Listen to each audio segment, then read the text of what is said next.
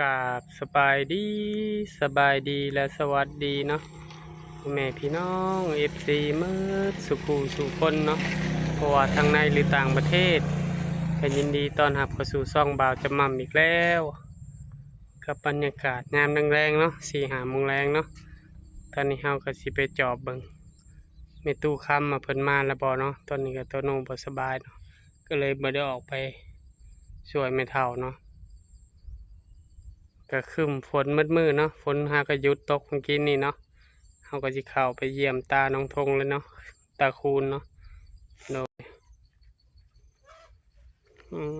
ตาน้องทงกำลังนึ่งข้าววันสิมาหาเจ้าบ่อยู่ฝนเลยตกว่าสิมาเฮ็ดแนวมุงอันนี้ให้อะนะว่าสิมาถ่ายคลิปเฮ็ดมุงแนวดังไฟเจ้าหั่นแหละสบายดีตาคูณสบายดีนึ่งข้าวแรงนึ่งข้าวแรงอ๋อจังฝนตกจะหน่อยฝนตกอีกเนาะเดี๋ยวมื้ออื่นครับมันแดดนะเฮาก็สิพากันเฮ็ดตกดุเลยมื้อนี้แม่นพายุเข้าตาจะกินข้าวแรงกันหยังต้มหน่อไม้คือเก่าต้มหน่อไม้คือเก่าโอ้บ่มีหยังกินแล้วคงไปหาพื้นเนาะหาพื้นบ่ได้ไปควงคนพื้นออกมาไว้แคมทางบ่มากองไว้อ๋อได้พอรถหรือบ่พอได้แค่มือต้มหน่อไม้อีกบอกทงอยู่ว่ามาเสียบเบ็ดนี่เด้อถ้ายังบ่มากับมันพอได้กินนะตาบ่มาทำลืมบอกมันลืมน้องสาเด้ไปหับใบประกาศตีเรียนปรุงแต่งจบเลยเด้เห็นใส่สูตรนักเรียนเอาว่าไปใส่มาเขาก็มาแหวะตึกเขาด้วงคูณมันบ่กินมันบ่คือใส่เดือนนะมันลึงใส่เดือนแหละมันกินแมนด้วงคูณบ่กินต้มน้ำไม้มียังก็กินไปเนาะตากินมาจอบมาแจบไปต้มงั้นเลยฮะยังว่าโอ้ยที่มาหาตากันมากตัวโน้บ่สบายก็เลยบ่ได้ไปใส่ฝนก็ตกในหากระยุดฝนไม้อยู่แต่ป่าฝนตกก็สิมาเฮ็ดนั่นเตาโดย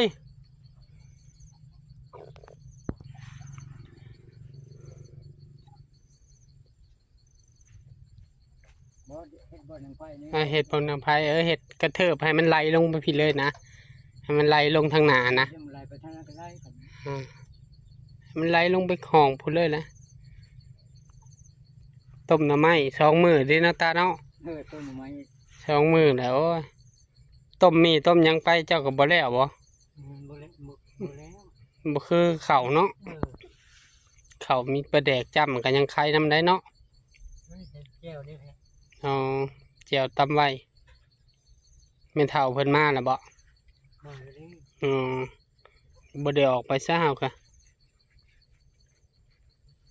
มาตรงเห็นบ่สบายบ่ได้ไป2 มื้อเลยน่าจะเป็นวันจันทร์เบิ่งอาการก่อนคันบ่ไข้ก็สิพากันไปฉีดยาแล้วกินยาแล้วคือเศษโตนำคือสิดีขึ้นหน่อยนึงแม่นเด็กน้อยพัดอายุแก่แล้ว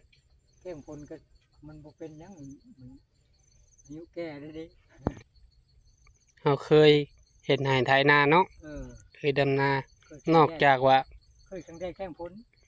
คนบอกแข็งแห้งอะไรแหละบทสบายคือกันตาแข็งแห้ง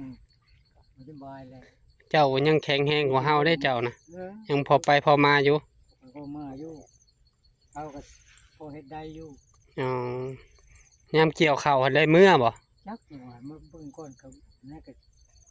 สิได้เผาถ่านนี่แหละเนาะให้เขาเกี่ยวข้าวบ่ลายบ่ข้าวลายป้อนข้าวเกี่ยวก็ได้เนาะเฮาก็เผาถ่านหาเงินเนาะถอนไว้นั่นแหละฮะยังบอกว่า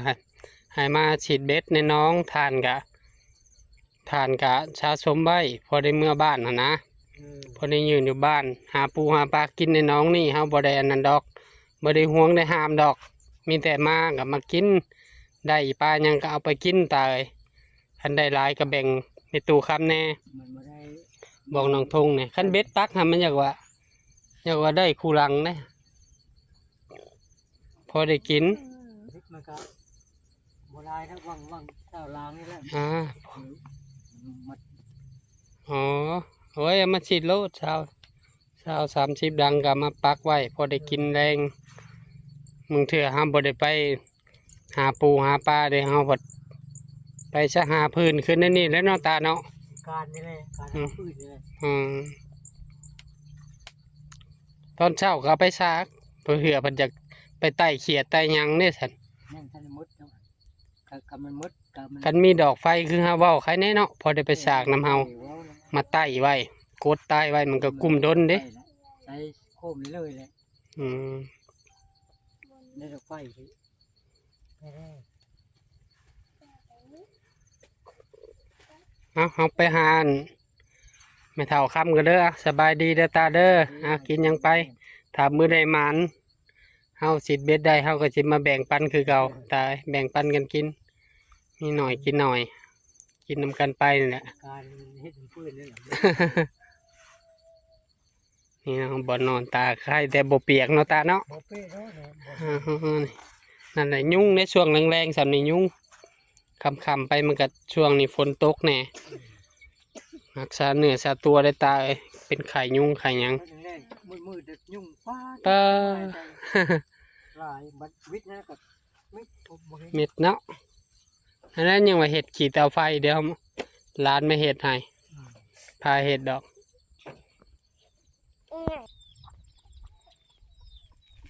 ไม่นะไม่เท่ากับเพิ่นได้น้ำเยอะเนาะมื้อนี้ฝนก็ตกเป็นเกลือไก่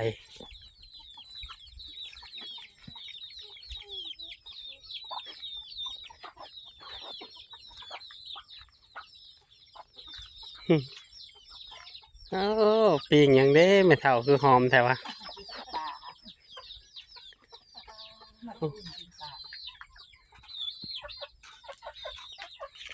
สบายดีไม่เท่า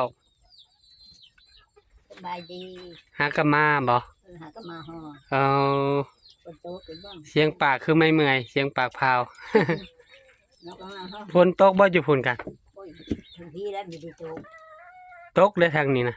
โตอีกกันมีแต่พุ่งเดียวมือก็แจกมาช้างจนมีได้มือ อ๋อ คนโตมา กินอันนี้แหละหาแรงนะ จะไปที่ เออ เป็นชื่อมาจากเขานี่ฮะ กินอันนี้แหละเนาะ เอาไม่เท่าเป็นแกงไหม อ๋อใกล้เลยเด้อเนาะมื้อนี้ได้เฮ็ดเวียกยังมื้อนี้ท่อลงหรือบ่ท่อ ยัง ยังเนาะฝนยังมีน้ำอยู่เนาะ มีน้ำอยู่ เพิ่นยังมีน้ำเนี่ยยังคือบ่ได้ลง เขาเฮ็ดปูพื้นมัน ปูพื้นเทื่อละห้องบ่ อันที่แล้วยังขนออันนั้น โอ้ทางในแล้วแล้ว โอ้ ขนออันนี้เนาะก็คนคน อ่า คนที่ชมตูนี่คนแจกมา โอ้ใกล้เลยเด้เนาะไม่เท่าเนาะโอ้ยดีเลยเขาน่าแล้วก็อันนี้หมักเบ็ดนี่ไม่เท่าเอาไว้แม่นเท่าแรงกินข้าวกับปิ้งปลาน้ำมันนี่ตุนได้ก็กินน้ำกันนี่บ่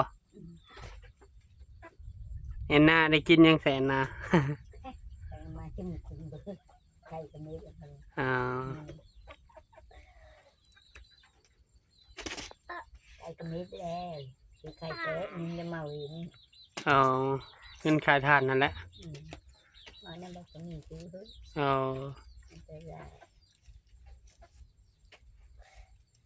ฝากพ่อๆแม่ๆเนาะเป็นกำลังใจตู่คำนี่เด้อและครอบครัวไม่เท่าคำเนาะฝากกดติดตามบ่าวจะมั่มกดไลค์กดแชร์เนาะอย่าลืมกดกระดิ่งเพื่อประพลาดคลิปใหม่ๆของบ่าวจะมั่มเนาะขอให้พ่อแม่FCที่เบิ่งคลิปบ่าวจะมั่มแต่ต้นจนจบเนาะขอให้อยู่ดีมีแรงทุกคนเนาะสุขภาพร่างกายแข็งแรงเนาะไปใส่มันใส่กับแคล้วขาดปลอดภัยเด้อพายุเข้าบ้านเฮาแล้วไม่เท่าเนาะขึ้นมา2 มื้อละฉีดเบ็ดกับไรคันฉีดได้พอได้โอ้แบ่งมาให้ไม่เท่าแล้วไม่เท่ามาแต่เฮือนใหม่แล้วบ่กินข้าวแรงกับหยังย่านฟ้าลมฝนตกแห้งอะนะหยังมาจอบเบิ่งกินไปเน้ำไม่เท่ามีหยังก็กินไปก่อนเฮาก็สิไปเด้อไม่เท่าเด้อโตโน่ก็บ่สบายล่ะ คืนหาดเดินหาด ไปบ่มันอยู่เฮิรนบ่เป็น มื้ออื่นก็หยุดอีกมือน่าจะเป็นมือวันจันทร์พูดแหละสบายดีไม่เท่าอยู่ดีมีแหงเด้อสู่อดหนาวไม่เท่าใกล้ครบฝันใกล้จะเป็นจริงเลยดีมกดีใจครับแม่ตูคำ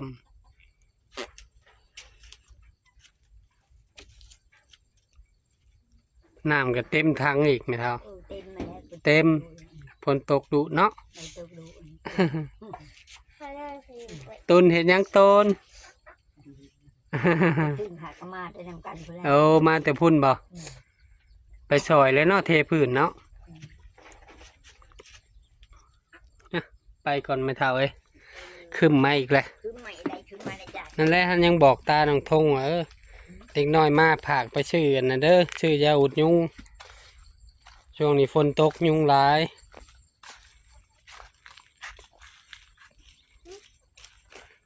เจ้าเกลือไก่บ่